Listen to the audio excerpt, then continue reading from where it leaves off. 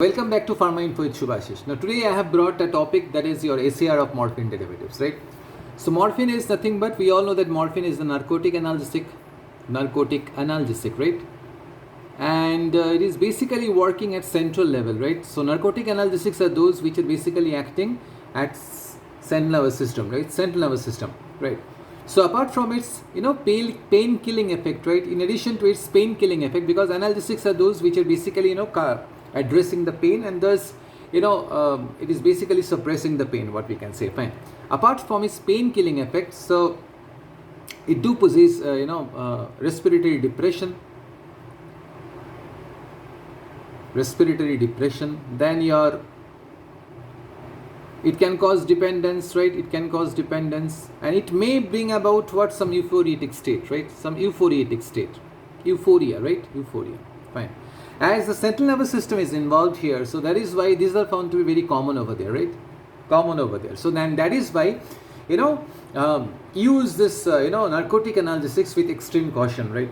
You just get the history of the patient, and get the condition of the pain, right? Whether it is a mild pain or a moderate pain or a severe pain. Based on the intensity of the pain, this morphine analgesics are used, right? Fine. So now the thing is that, we have with us the narcotic analgesic. That means we have with us the ligand, right? Fine. So how it can bring about this, analgesic effect, right? As I just told, it is acting at central level, right? Central nervous system, right? And central nervous system is having several components, right? And each and every component, they are having, unique actions, or what we can say, unique functioning, right? So definitely we are not expecting that the entire central nervous system is addressed by narcotic analgesic, right? So that means the target for this morphine or the morphine analogs, the morphine derivatives, is found to be opioid receptor. Fine. And if I just see the receptors, right, there are three subtypes actually. So we have mu, we have kappa, and we have delta. These are the three different subtypes of receptors, and let me tell you, this is for your information, that all of them are found to be GPCR. They belong to GPCR family. That means G protein couple receptor. Fine. Chalo. G protein couple receptor. Fine. And we all know, and if I just see the composition of the G protein, right, what we observe that it is basically having alpha I or 0 subunit, right? And we all know that, activated alpha I or 0 subunit can cause what, right? It is the activated alpha I subunit of G protein that basically is responsible for inhibiting what? Adenylate cyclase, right? Chalo. So adenylate cyclase, once adenylate cyclase is getting inhibited, what will happen? As a result of it, what will happen? Cyclic AMP production will get hampered, right? Fine. Apart from that, what will happen? In addition to this, calcium influx will get hampered, right? There is a reduced calcium influx, right? But the one which is found to be enhancing or improved is found to be potassium, right? So potassium efflux will be improved, right? Efflux will be improved, and all this, all this deviation, right? It can cause this decrease in neurotransmitter release, right? Fine. Transmitter release. So now transmitter release. So with all this, phenomena or all these happenings, right? We can say that yes, morphine, while being acting on opioid receptor, can produce what? Analgesic effect. Fine. Because most of the things are found to be inhibitory. Now, right now, you are suffering from pain, and the pain should get relieved. Fine. Right. And how it can be, subsided? Just by acting on central nervous system, right? Target those particular receptors, preferentially mu, kappa, or delta, right? And just stimulate the receptor, and this causes what? This causes an inhibitory effect, which ultimately leads to what? Analgesic effect. Fine. Chalo. So this is all about your opioid receptors, on which the ligand, that means the narcotic analgesic, preferentially morphine and their derivatives, they are acting. Fine. Chalo. So now let's move on to the SAR, right? SAR of morphine. Now before getting into the SAR, let me do one thing. Any kind of SAR, right, should start with what? To start with the template structure of the lead compound. Now let me tell you one thing. In search for narcotic analgesics, right, morphine was the one, right, which basically, showed the researchers a particular way through which, and it basically guided the researchers to generate what? narcotic analgesics, right? Because morphine is found to be the lead compound in the production of what? For the production of narcotic analgesics, right? Of semi-synthetic as well as synthetic origin, right? And morphine itself is naturally obtained, right? Chalo, I am not yet done with the structure of morphine, right? Or rather, structure of the template compound, right? So this is all, these three are found to be, it corresponds to phenanthrene. We have a etheric bridge over here, and we are left with the final ring, that is your 6-membered nitrogen containing ring. Fine. So with that we are done with what? The basic things, right? Fine. So here we observe that it is basically a multicyclic system, right? It is basically a multicyclic system. And now we came to know, as we are done with the the sketch, done with the sketch of the entire template structure of the backbone, right? So from here we came to know that it's multicyclic. Multi corresponds to penta, that means 5-membered, right? So it is basically, to be more precise, it's a pentacyclic system, right? Now let me do one thing. Let me just go for the final finishing and all, right? Chalo. So this is how it stands. So we have R1 followed by O. Here we have R2. Here we have R3, and here we have R4, right? Chalo. So with that I am done with what? With that I am done with the lead compounds, right? With which at least I can proceed for the SAR study. Fine. Chalo. Now I am still left with what? I am still left with one more thing, that is putting the locate number, right? So how it goes? It goes like this: 1, 2, 3, 4, 5, 6, 7, 8, 9, 10, 11, 12, 13. This one is 14. We have 15. We have 16, and this one is the 17th one. Fine. So with that I am done with what? The locate numbers and all. Fine. So these are the locate numbers, and we have so many things to say about this, about the each and every points, right? Fine. Chalo. So now let's do one thing. Let us just categorize the ring systems, right? That which constitute the entire backbone, right? So here, and for that very reason, we need to we need to designate them as ring A. This one is ring B. Fine. This one is ring C. This is ring D, and this one is ring E. Fine. So there are 5 different rings, right? Fine. So it's the ring A, right? Ring A. Ring A is found to be an aromatic one, right? So ring A is an aromatic ring. Fine. It's a crude aromatic one, right? No heteroatom, nothing. Fine. Ring B and C both are found to be non-aromatic, right? Ring and B and C, they are found to be alicyclic, right? Aliphatic system in cyclic form, right? So alicyclic, right? Fine. Ring D and E both are found to be heterocycle, right? Ring D and E both are found to be heterocycle, and we all know that ring D, since it's a 5-member system, since it's a 5-member heterocycle having an oxygen, so that means, and moreover, it is not a completely aromatic one because one double bond is there, right? If it is a 5-member system, that there must be 2 double bonds, right? So this one is nothing but dihydrofuran. To be more precise, it is the ring D that is nothing but dihydrofuran, and ring E is nothing but pyridine or perhydropyridine or pyridine. Fine. Chalo. So with that we are done with what? With that we came to know that what are the rings, right? What are the rings, and they can be called as what? Fine. Chalo. So this is all about here the various types of rings, right? Ring systems which constitute the entire backbone of this particular narcotic analgesic, or we can say the morphine lead, right? Fine. Chalo. So now let's take one after another. Fine. So let's first see that what we have to, we are supposed to say about this ring A. Fine. So coming to ring A explanation. Fine. So what we observe here, we observe that ring A is found to be, okay, let me do one thing, let me just project it like this, fine, so that things will be much easier for you to get, to understand, fine, chalo. So ring A is found to be an aromatic one, as I have written over here, that the ring A is found to be an aromatic one, right? So chalo, so according to that, let me just put here ring A is found to be an aromatic one, fine, chalo. Aromatic, is it a benzene? Whether it should stay in the form of a benzene, or we can say it's a substituted benzene, fine. Because we just say from this picture we came to know that we have the third position is occupied with the OR1, fine. So if I just put R1 as H, so what will happen to this functional group? It turns to hydroxyl, fine, and hydroxyl attached to a phenyl turns to phenol. right? Chalo.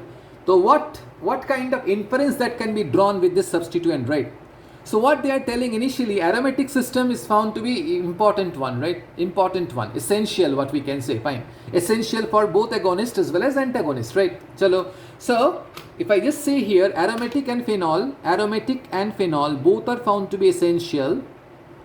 Both are found to be essential, right? And moreover, essential for what? Both agonist and antagonist. That means if I want to make opioid agonist or antagonist, right, make sure that ring A should be a phenyl, and moreover it must be a phenolic phenyl, right? Chalo. It must be a phenol because R1 is found to be H. Fine. Chalo. Now, is there any other provision? Is there any other provision that whether R1 can be apart from hydrogen, can we take any other substituent? Fine. Chalo. Now let's see that what will happen. So is there any opportunity to just modify the R1, okay, apart from hydrogen? What they are telling that R1, if it is found to be a methyl or an acetyl, right? Assume that R1 is found to be a methyl. So that means no longer phenol is there. The phenol turns to a ether, right? Methoxy, fine. If R1 is found to be a methyl, what will happen to the entire functional group? It will become an ether. It will become an ether, fine. If R1 is found to be an acetyl, fine, what will happen? No longer it will in the form of hydroxyl, rather it turns to an ester, right? Fine, chalo. So with this modification, what we came to know that etherification or esterification of this position 3, etherification or esterification of position 3 leads to no improvement in the activity profile. But what is the purpose behind modifying this, this particular center with ether or ester? Sometimes it may so happen that a particular drug, after being developed, okay, we came to know that it is highly susceptible towards metabolic degradation. So before excelling only, it has been washed away, right? Chalo, fine. So that is not at all expected, right? Fine. So that means out of its poor pharmacokinetic profile, most of the drugs which are basically suffering from this kind of disorder, right, they are being modified into a pro-drug, right? So that means etherification as well as esterification. That is for what? That is for making this drug a pro-drug. Thus, we can avoid what? Premature metabolism, right? So pro-drug for what? Pro-drug for reducing the premature metabolic degradation. Fine? Chalo. Metabolic degradation. Fine. Chalo. So this is all about your etherification as well as esterification. Fine. Chalo. Now we have something to say about this etherification, right? So substituting R1 with a methyl, okay, though we are getting an ether, right, but it is not always for pro-drug making, right? Sometimes it may so happen that this etherification leads to a better cough suppressant, right? So it is the cough suppressant effect, right, that is found to be emerging out once we are modifying this area with a methyl, with a methoxy rather, fine. So that means etherification for pro-drug, etherification for producing what? Cough suppressant effect, fine, chalo. So this is all about here the modification which we are making at this location, right, for this R1, fine. So we are done with this, right? Now let's do one thing. Let us just catch this portion instead of opting for ring B. Let's see that what this ring D modification, is there any scope for modification for this ring D, right? Fine. So let's move on to the next thing, that is your ring D, right? Fine. So ring D modification, right? Chalo. So let me write over there ring D modification, right? What we are supposed to say about ring D, fine. Chalo. It is observed that ring D is found to be like this, fine. At position 4 and 5 we have a etheric linkage, fine. Etheric linkage as a whole we can call it as a dihydrofuran, right? Dihydrofuran. So basically this dihydrofuran, right, it basically maintains the rigid structure, what we can say. This is basically for what? It maintains the rigid structure. Rigid structure, right? For what? For receptor binding, fine. So for receptor binding, this particular bridge should be there, right? So that means it is the ring D. Why this is important? as far as receptor binding is concerned, right, it is the ring D which maintains the rigid structure of what? Rigid structure that is required for receptor binding. Fine, chalo. Now, apart from that, we have another thing to say about this ring D. Fine. What they are telling that, see, it is clearly visible that in this area we have an oxygen. Fine. Oxygen means it's an electronegative atom, right? So what is expected from an electronegative atom? See here in ring D, oxygen is basically adds on to polarity, right? It basically adds polarity. Fine. What we can say, it basically adds polarity, right? Now, as it basically adds polarity, nothing is improving pertaining to affinity, right? So that means affinity towards the receptor will remain same, right? There is no uplifting of what? There is no uplifting of what? Uplifting of receptor affinity. That means though it is adding polarity, but affinity remains same, right? Affinity remains unaltered, right? There is no change in the affinity, right? So affinity remains same. But there is a twist here. Fine. Affinity remains same, right? Now that means there is no point in putting the oxygen, right? सिवाय इसका और कुछ अहमियत नहीं है. Fine. But a particular moiety can be generated where we can remove the ring E. Fine. So on removal of ring E, what will happen? This polar character of oxygen is basically improves the activity. Fine. That means activity increased, right? Activity increased owing to the contribution of this oxygen of this ring D only when ring E is abolished. Fine.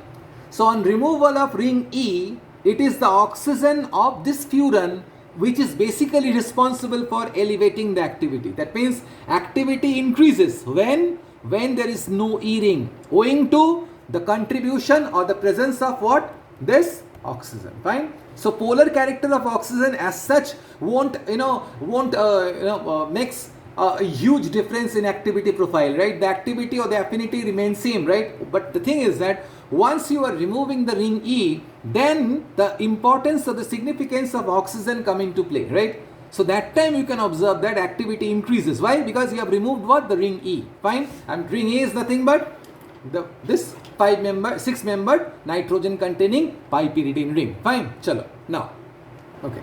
Now let's move on to the ring C, right? So we are done with ring A, we are done with ring D, right? Now let's move on to ring C. This one, right? Chalo. Now, ring C, right? Let's see that what this ring C, right? What are the scopes, right? What are the scopes for modification at this particular area, right? Fine. As I said earlier, that ring C is found to be an alicyclic one. Fine. Alicyclic one. And we have an olefinic character present here. So can it be called as olefin? And olefin that too at position 7 and 8. Fine. There is an olefin, that means double bonded one. Fine. So what they observe that as such this double bond does not create any major difference, right? But the double bond while being removed, that means I mean to say the moment you are reducing this particular area, additionally if you are just converting this position 6 into a exocyclic double bond O, I mean to say keto, right? So what they are telling that reduction of what? Reduction of position 7 and 8, fine, or reduction of olefinic 7 and 8. Olefinic 7 and 8 and insertion of a keto at position 6, right? This too basically leads to a pure opioid antagonist, right? Leads to the development of what? Pure opioid antagonist. Fine. Chalo. Pure opioid antagonist. I am not telling that always antagonists are emerging out of this modification, right? If other conditions are found to be same, right? So what we can say, we can even get agonist also. Fine. That means for both agonist as well as antagonist, of course the rest of the features must not be same, right? But what they observe that reduction of this olefinic 7,8 as well as insertion of a keto at this location, I mean to say 6 keto, right? Okay, these two are found to be the requirement for a pure opioid antagonist as well as agonist. Fine.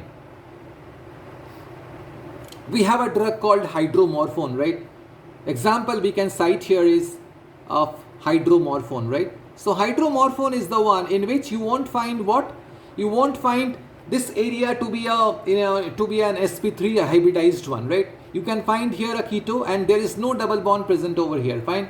And hydromorphone can act as an not antagonist, rather as an agonist, fine. Chalo. As I said ki 7,8 dihydro and 6 keto, these two are found to be the requirement for both antagonist as well as agonist, fine. Chalo. Now, okay, so now let's move on. So that means with that we can say that, okay, is there any other thing that can be kept over here? As such, sometimes you may find that R2 equals to hydroxyl, right? But what they observe that hydroxyl is not found to be that much important, what we can say, okay? So that means it is not that much, I should say, this is not essential. You can keep or you can remove or alter into a keto, right? If this can be altered into a keto, then you can just get the additional benefit, right? But hydroxyl, if it remains hydroxyl, no change in activity is seen, right? Fine. So that means with that we can conclude that hydroxyl at this location is not that essential. Why? Because no such improvement is observed here. Fine. Chalo. Now let's move on to the junction here. Fine. The junction between ring E, ring B, ring C. Fine. All are being kept over here. Fine. Chalo. So now let's see that I am talking about position 14, right? We cannot say that position 14 is found to be a part of this system or that system, right? It can even be a part of this, ring C as well. Fine. So what they observe that at position 14, right? At position 14, we have a R3 here. Fine. So what could be the composition of R3? What they observe, and moreover, this particular stereochemical, notation has been, or rather stereochemical component has been, kept over here. That means it is in bold form. That means it is above the plane, right? Above the plane. So we can say it's in beta form, right? And the kind of substituent which can alter or which can create a difference, right, in activity profile is found to be a hydroxyl. So that is why they are telling that it is the beta hydroxy at position 14. Beta hydroxy where at position 14, right? Position 14, right? So which basically enhances the activity 2 to 3 folds, right? So at position 14, it basically improves the activity 2 to 3 folds, right? Can you imagine 2 to 3 folds than the hydrogen counterpart, right? Than the hydrogen counterpart or over the unsubstituted one, fine. So hydroxyl, that too at beta orientation at position 14 is basically increases the activity 2 to 3 fold than the unsubstituted, over the unsubstituted one, fine. Unsubstituted one, fine. Chalo. So this is all about here the position 14, the pattern of substituent, right? Chalo, fine. Now let's move on to the one more essential ring, that is here the ring E, fine. Ring E, okay. For your information, let me just tell you, as such, ring D is not found to be that much important, right? Important for activity profile, but in order to keep the rigid structure, the centrally placed B ring is found to be important, right? No such substituents is observed around the around this ring B, right? So we can simply say that ring B, for what it has been kept here, ring B is basically it basically provides the rigid structure or provides the rigid structure, fine, for receptor affinity. Fine, chalo. Now coming to ring E, fine. We are at the verge of completion actually, fine. Chalo. Ring E, fine. Now let's see that what this ring E has brought. Okay, has brought for us, right? Chalo. So what they are telling that ring E, I mean to say this one, right? It's a 6-member system having a nitrogen, fine. So what they are telling that it is the ring E that is basically dictating the receptor activity, right? So what they are telling that ring E is basically dictating. With this particular term only you can come to know the importance or the significance of ring E, right? So it's ring E for what? Ring E is basically dictating what? The receptor activity profile. Receptor activity profile, fine. It is the ring E that is basically dictating the receptor activity profile. Fine. Chalo. So what they are telling that we have a nitrogen here. Fine. So what if I am removing the nitrogen? What if I am just making it quaternary, right? Even before incorporating in a living system, if I just make it quaternary, or if I just alter it into with a different atom, right? What will happen? See what they are telling that if I am just going to remove this nitrogen or making it quaternary, right? So nitrogen removal or quaternization, right? Or quaternization, both are basically not at all conducive for CNS distribution. Fine. So removal of nitrogen and quaternization of nitrogen may lead to what? Decrease CNS distribution. Right? But until and unless the drug is not being properly distributed at central level, what will happen? It is unable to access what? Either mu or delta or kappa receptor. Fine. And if the receptor affinity seems to be reducing, what will happen?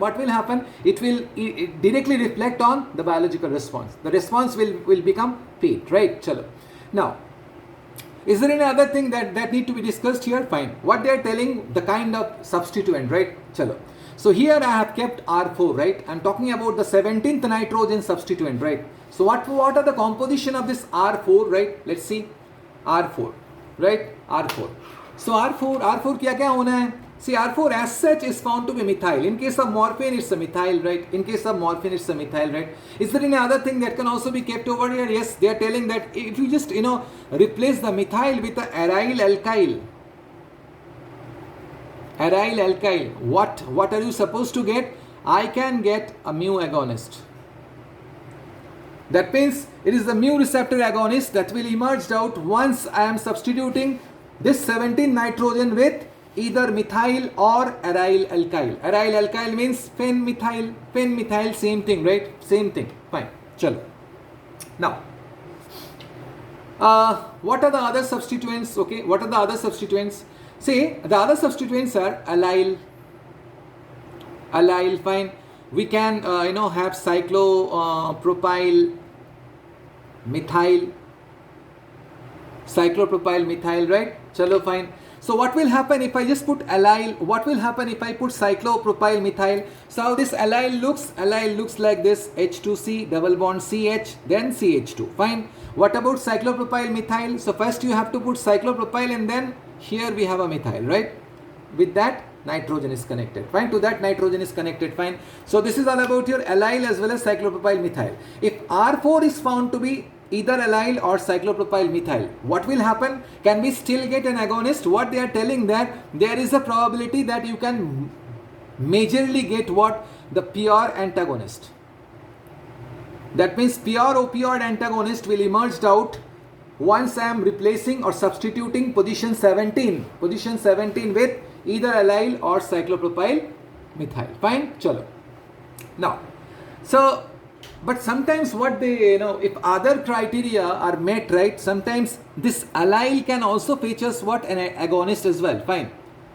If other criteria are met in a proper way, then this allyl at position 17 can also fetch us. It can also fetch us what? Opioid and agonist. Fine. Earlier what I told, that allyl and cyclopropyl methyl at position 17 will fetch us what? Pure antagonist. Right now I am telling even allyl at position 17, and if the rest of the criteria has been met in a proper way, then I can get what? Even agonist as well. Fine. So example is nalorphine. So nalorphine is the one which is found to be an opioid agonist, right? Where you can find that position 17 is inserted with what? Inserted with an allyl moiety. Fine. Chalo. Now, and if it is an allyl for an antagonist, what will be the example? If allyl is found to be the one with which I can get an antagonist, the example is found to be naloxone. So pure antagonist, naloxone. And the substituent is allyl. Fine. Chalo. So allyl both can act as an antagonist as well as agonist. Fine. Chalo. It depends on the rest of the skeleton or rest of the pattern, right? Okay, fine. So this is all about here. The SAR information of morphine, right? Okay, we are left with one more thing. What is the thing that we are left with actually? Fine. Okay. Say, let us just talk about spend some time with the stereochemistry, right? Stereochemistry means we need to search for the chiral center, right? We need to search for the chiral center. As I have just put the locant number over here, right? Numbers are there, fine. So it will be easier for us to, to isolate what the chiral centers, fine. Chalo. So it is the position 5, that is the chiral one. Chiral 1. Why not 4? Because double bond is there, fine. Coming to 6, it's also a chiral 1, fine. Chiral 1. Coming to 9, it is a chiral 1, fine. It is the chiral 1, fine. Coming to 13, 13 is also a chiral 1, fine. 13 is also a chiral 1. And then 14, 14 is also a chiral 1, right? Because here, see, here I have put this double, the beta bond, right? So beta type of bond over here. So, thus we have isolated, what does we have isolated? The 5 chiral centers present in morphine. Fine. Chalo. So 5 chiral centers. What are the locations? The locations are position 5. So let's do one thing. Let me just write this information here, right? So this is for your sake, the information. So it's nothing but the stereochemistry, right? Stereochemistry. Right, fine, stereochemistry. You should know actually. There are 5 asymmetric centers, right? And what are the locations? Just now we came to know the locations, right? And it has been circled out, right? It is the position 5. Then we have position 6, right? Then we have position 9. Then we have position 13. And then we have position 14, right? Chalo. Now what are the absolute configuration that is existing here? So 5 is found to be R, 6 has S, 9 has R, 13 has S, and 14 has R, right? So this is found to be the absolute configuration at different asymmetric centers present in the structure of morphine or the narcotic analgesics, right? Chalo. So what they observe that most active is found to be the levorotatory one. So it is the levorotatory that is found to be, they are found to be the most active one. That means pharmacologically acceptable is found to be, or predominant is found to be the one which is found to be levorotatory. But there is a twist here, fine. What is that twist?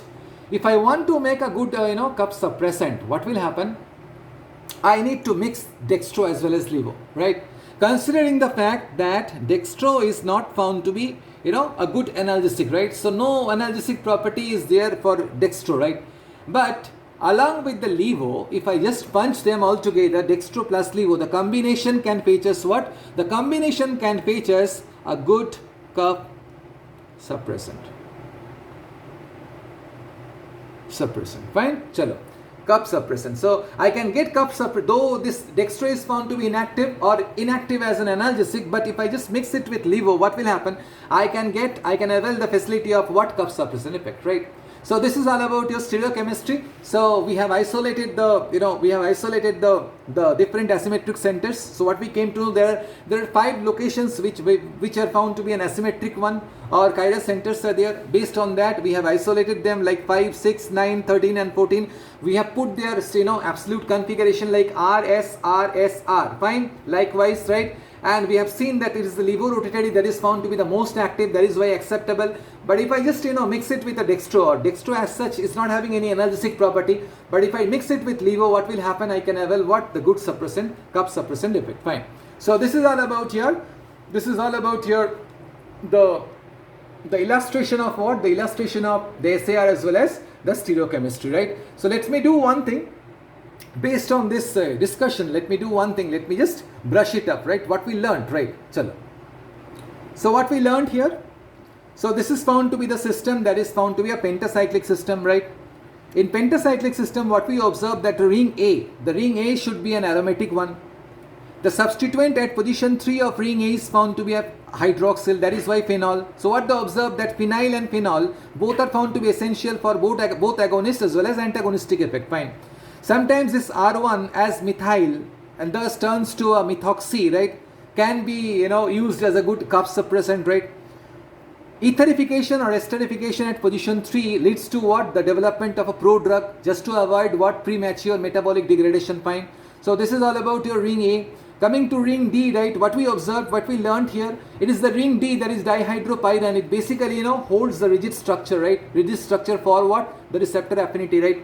We have seen that oxygen being a polar one, it must add polarity, right? But as such, it won't alter the existing activity. The existing activity will remain same.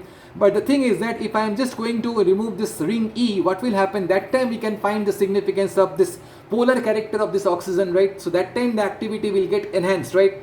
So that means make sure that you have to convert the pentacyclic to a tetracyclic with the ring D, right? Then only you can at least avail the extra additional facility provided by the polar character of oxygen. Fine. Chalo, coming to ring C, what we observe that though the double bond is here at 7, 8, that means we have a olefinic character present over here. And here 6 is found to be a hydroxyl one. But what happened if I just make it hydrogenated? That means if it is 7,8 dihydro on removal of this pi bond, that means through reduction only I can convert this double bond into a single bonded one. That means 7,8 dihydro and exocyclic keto at position 6. It basically improves what? Improves the activity profile. Okay, that we learned, right? Chalo.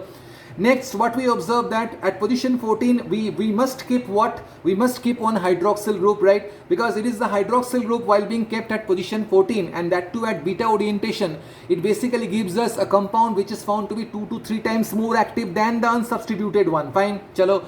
Coming to this ring E, right? What we observe that in ring E, the nitrogen should be kept as such. Fine. So what they told that on removal of nitrogen or quaternization of this nitrogen leads to what? Loss of analgesic activity. Fine. Now coming to the substituent of this 17th nitrogen, right? So what we observe that there is a mixed observation, right? So if the R4 is found to be a methyl, right? If R4 is found to be a methyl or aryl alkyl, we can get mu agonist, right? If sometimes the R4 can be an allyl, right? Sometimes insertion of an allyl at position 17 leads to an agonist. Sometimes even it can give us antagonist as well, right? The other substituents are found to be cyclopropyl methyl. Okay, this can also give us a pure antagonist, right? Chalo. Now coming to this, we have cited few examples as well, right? So this is all about the in detail explanation of what? In detail explanation of morphine. So hope you understood the fact and file, right? Fact and file which or fact and file of the SAR of morphine, right?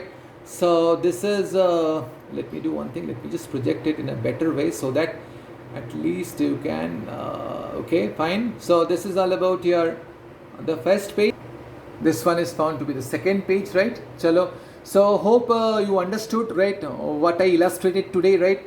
Okay, please put your valuable comments. As I always say please put your valuable comments in the comment box, right? What kind of modification that you need and what is the topic that you want me to discuss in near future, right? And please do subscribe my channel and press the bell icon. Don't forget to press the bell icon, because once you press the bell icon, right, at least you can get to know that what kind of video is about to come or has already been launched, right?